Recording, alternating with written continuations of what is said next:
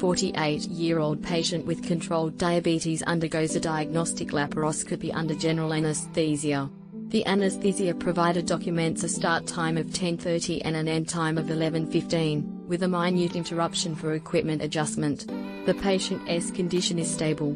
How should the anesthesia services be coded, including the physical status modifier and time? A. 00840 with P2 modifier, 45 minutes. B. 00840 with P1 modifier, 40 minutes. C. 00844 with P1 modifier, 40 minutes. D.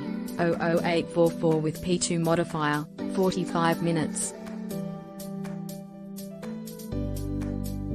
The correct answer is option B.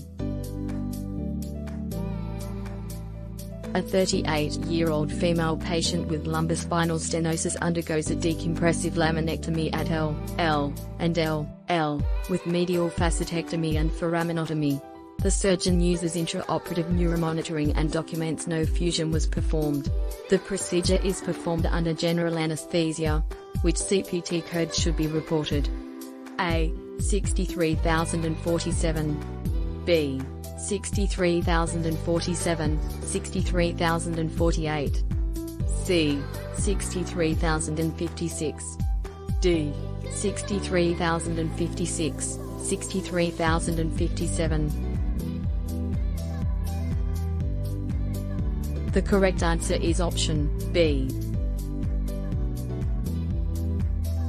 A patient with a history of recurrent urinary tract infections has a urinalysis performed with microscopic examination and an additional test for urine osmolality to assess kidney concentrating ability.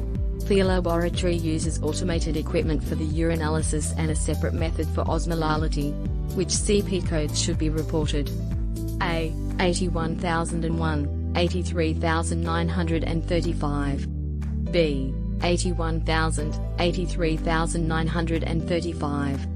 C. 81,002, 83,935. D.